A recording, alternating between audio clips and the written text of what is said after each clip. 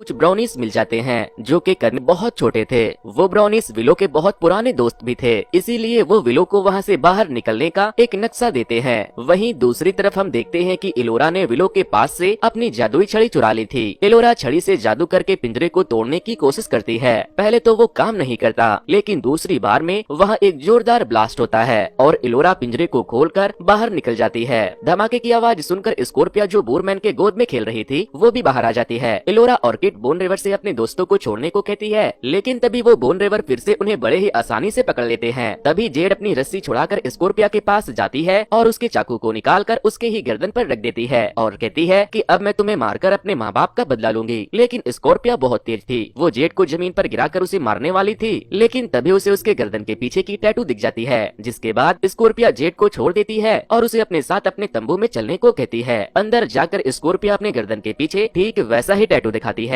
जैसा tattoo Z के गर्दन पर था। स्कॉर्पिया कहती है कि जब मैं 10 दिन की थी तब मेरे पिता जनरल केल ने इसे मेरे गर्दन पर लगा दिया था और यही निशान तुम्हारे गर्दन पर भी है। ऐसे निशान सिर्फ जनरल केल ने अपने बच्चों पर लगाया था। जेड कहती है कि जनरल केल तो मेरे भी पिता थे, लेकिन बोन रिवर्स ने उन्हें मारा था। जिस पर स्कॉर्पिया कहती है कि हमारे पिता ही पहले बोन रिवर्स थे और पिताजी को बोन रिवर्स ने नहीं बल्कि मैड मार्टिगन ने मारा था और सबको मारकर वो तुम्हें अपने साथ तिरस्लीन ले गए और तुम्हें बताया गया होगा कि तुम्हारे माँ बाप को बोन रिवर्स ने मारा था ताकि भविष्य में उन्हें तुमसे कोई खतरा न रहे। इधर विलो और ग्रेडॉन भी वहाँ से बाहर निकल चुके थे जहाँ उन्हें बंद करके रखा गया था। विलो अपनी छड़ी लेकर उन लोगों के ऊपर हमला करने वाला था, लेकिन वो देखता है कि वो लोग जश्न मना रहे हैं। तभी इलोरा वहाँ पर आती है और उन्हें कहती है कि जेड तो स्कॉर्पिया की बहन निकली, उसी के मिलने की खुशी में सब जश्न मना रहे हैं। थोड़ी देर पहले जो बोन रिवर्स उन्हें मारने की धमकी दे रहे थे, अब इलोरा उन लोगों के साथ अपने छड़ी की मदद से खाना बना रही थी। विलो उसके इस हरकत को देखकर इलोरा से छड़ी छीन लेता है। तभी स्कॉर्पिया ये ऐलान करती है कि 20 चंद्रमा रातों के बाद मेरी बहन मुझे वापस मिल गई। ये तिरस्लीन में पली बढ़ी है, इसे हमारे खिलाफ गुमराह किया गया था, लेकिन ये अभी भी तिरस्लीन के लिए लड़ेगी और मैं अपनी बहन के इस फैसले की सराहना करती हूँ। इसके बाद सारे लोग खूब जश्न मनाते हैं। इट बोन रिवर से शराब पीने का कंपटीशन करती है।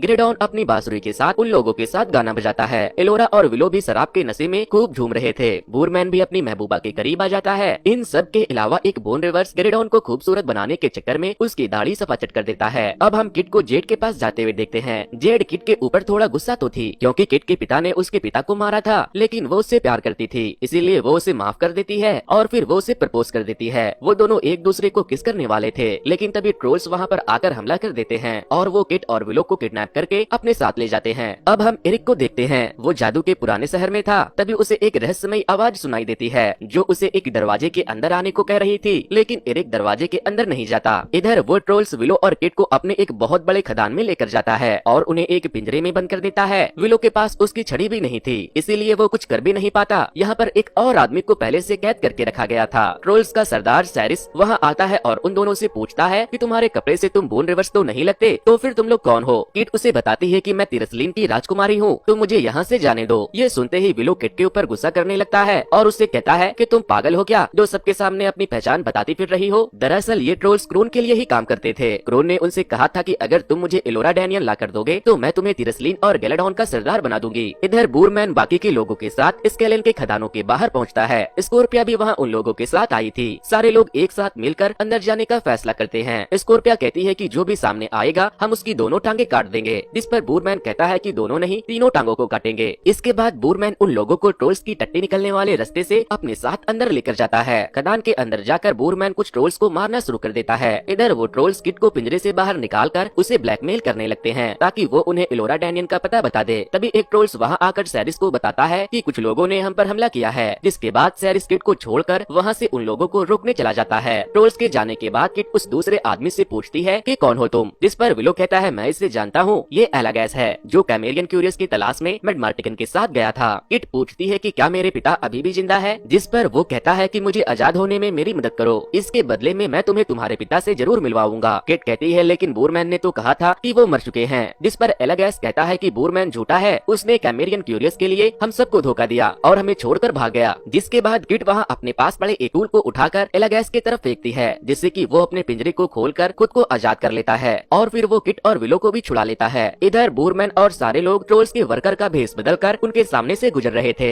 और बेवकूफ सरदार उन्हें पहचान भी नहीं पाता। वो ग्रेडॉन को अपना आदमी समझकर घुसपैठिए को ढूंढने के लिए भेज देता है और बाकी के लोग वहाँ से निकलकर एक पतले से ब्रिज को पार करके खदान के दूसरी तरफ जाने लगते हैं। तभी अचानक से एक लकड़ी टूटने की वजह से जेड नीचे गिरने लगती है, लेकिन इलोरा उसे पकड़ लेती है और उसे बचाने के चक्कर में इलोरा की जादुई छड़ी नीचे खाई में गिर जाती है। इधर एलागैस उन दोनों को अपने साथ लेकर आगे बढ़ रहा था। एलागैस किट को बताता है कि 3 साल बहुत खोजबीन करने के बाद हमें ये गुप्त रास्ता मिला था जो हमें विगलहेम्स के मकबरे के पास लेकर जाता है। किट पूछती है कि विगलहेम्स कौन था, जिस पर विलो से बताता है कि वो एक बहुत ही महान खोज करता थे और कहते हैं कि उसे अपने एक सफर के दौरान कैमेरियन क्यूरियस का कवच मिला था जो उसी के टोम के अंदर है। किट एलागैस से पूछती है कि क्या आपको कैमेरियन क्यूरियस मिला, तो वो कहता है कि नहीं, ट्रोल्स ने मुझे पकड़ लिया और बूरमैन हमें छोड़कर भाग गया था, लेकिन शायद तुम्हारे पिता विगलहेम्स के गुफा के अंदर गए होंगे। इधर बूरमैन इलोरा और जेड को अपने पीछे पीछे लेकर जा रहा था। तभी वहाँ किट और विलो भी पहुँच जाते हैं। एलागैस बूरमैन को देखकर उसे गले लगाता है और फिर उसे मारने भी लगता है क्योंकि वो उसका दोस्त और दुश्मन दोनों था। विलो जब इलोरा से छड़ी के बारे में पूछता है तो वो कहती है कि मैंने उसे खो दिया, जिसके बाद विलो उसके ऊपर बहुत गुस्सा करता है। फिर वो उसे अपनी छड़ी मांगता है तो वो कहती है कि वो गिरेडॉन के पास है, वो ट्रोल्स के साथ ऊपर निगरानी रखने गया है। इसके बाद एलागैस किट को अपने हाथ पहाड़ों के दरार में डालकर एक रॉड को खींचने को बोलता है। वो जैसे ही रॉड को खींचती है उन लोगों को एक रास्ता दिखाई देने लगता है। वो जब उस रास्ते से आगे जाते हैं तो उन्हें वहाँ एक जादुई दरवाजा मिलता है। इस दरवाजे का नाम विगलहेम्स था। विगलहेम्स उनसे कहता है कि इस दरवाजे को पार करने के लिए तुम्हें मेरे 2 पहेलियों को सुलझाना होगा और अगर तुमने इसे नहीं सुलझाया तो तुम सब के सब यहीं दबकर मर जाओगे। विगलहेम्स का पहला सवाल ये होता है कि वो कौन सी ऐसी चीज होती है जो होता तो आपका है लेकिन इस्तेमाल आपसे ज्यादा दूसरे करते हैं। दोस्तों, इस पहेली का जवाब क्या होगा वो मुझे तो पता है, लेकिन अगर आपको पता है तो कमेंट करके मुझे जरूर बताना क्योंकि मैं नहीं बताने वाला। इस पहेली का जवाब इलोरा बड़े ही आसानी से दे देती है।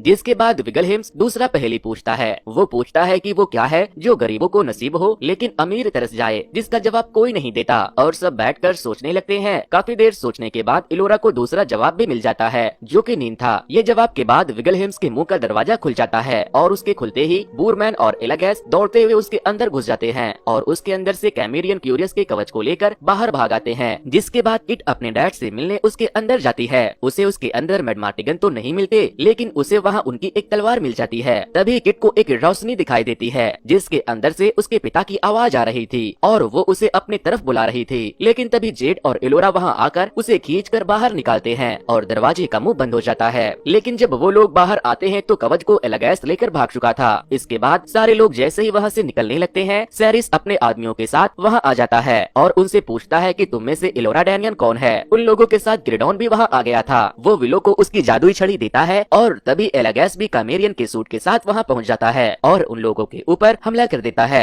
यहाँ पर सारे लोग बहुत ही बहादुरी से उन ट्रोल्स का मुकाबला करते हैं और सेरिस मारा जाता है। जिसके बाद एलागैस कैमेरियन क्यूरियस के कवच को निकालकर बूरमैन को दे देता है और उससे कहता है कि ये मुझ पर काम नहीं कर रहा, शायद तुम पर काम कर जाए। तभी वहाँ पर और भी बहुत सारे ट्रोल्स आने लगते हैं। जिसके बाद एलागैस उन लोगों को वहाँ से बाहर निकालकर अकेले उन ट्रोल से लड़ने चला जाता है, लेकिन इस लड़ाई में एलागैस की जान चली जाती है। खदान से बाहर निकलने के चक्कर में वो लोग खदान के नीचे आ गए थे। वो जगह गिरने वाली थी। बूरमैन जेड से कहता है कि उम्मीद है स्कॉर्पिया बाहर निकल गई होगी, लेकिन उन लोगों के पास समय बहुत कम था। तभी किट इलोरा के ऊपर गुस्सा करने लगती है और कहती है ये सब तुम्हारे वजह से हो रहा है, तुम अपने जादू से सब ठीक क्यों नहीं कर देती। तभी ऊपर से एक पत्थर नीचे जादुई नदी में गिर जाती है जिससे कि नदी के ऊपर जमा पत्थर टूट जाता है और किट उस जादुई नदी के अंदर गिर जाती है। लेकिन तभी नदी के ऊपर का पत्थर खुद ब खुद बंद हो जाता है जिससे कि किट वहीं फंस जाती है। इधर जादुई शहर में एरिक अकेला बैठा हुआ था। तभी उसे किसी लड़की की आवाज सुनाई देती है। वो उसके पास जाता है तो वो उससे पूछती है कि कौन हो तुम, जिस पर एरिक कहता है कि जिसने तुम्हें यहाँ लाया था उसी ने मुझे भी यहाँ लाया है।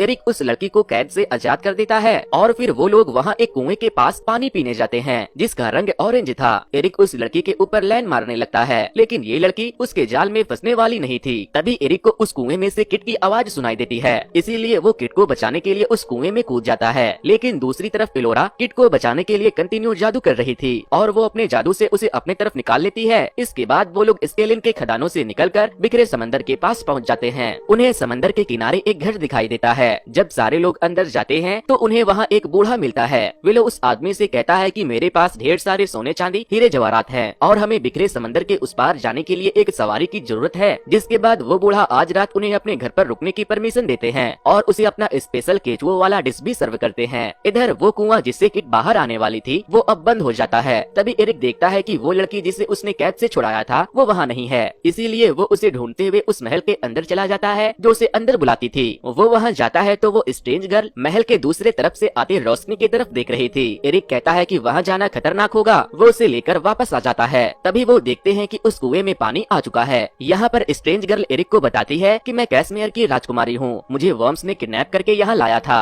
वहीं दूसरी तरफ जब सब लोग उठते हैं तो गेल्स उन लोगों के ऊपर हमला कर देते हैं, जिसके बाद वो लोग उस बूढ़े आदमी के पास से एक दलदल के नीचे दौड़ने वाले एक खास किस्म के जीप के सवारी के साथ वहाँ से निकल जाते हैं। इस जीप का नाम मो था, लेकिन गेल्स अभी भी उनका पीछा कर रहे थे। वो लोग उनकी सवारी पर आ जाते हैं और उड़ने वाली गेल्स भी उन लोगों के ऊपर हमला कर रही थी। तभी गेरेडॉन अपनी बांसुरी उड़ने वाली गेल्स की तरफ करके वो मंत्र बोलता है जो विलो इलोरा को सिखा रहा था, और उसके मंत्र पढ़ते ही वो उड़ने वाले गेल्स मर जाते हैं। इधर एक गेल्स ने इलोरा को अपने साथ ले जाने के लिए उसे पकड़ लिया था, लेकिन तभी जेड उसे एक छुरे से स्टैप करके सवारी से नीचे धक्का दे देती है और फिर वो लोग मो की सवारी के साथ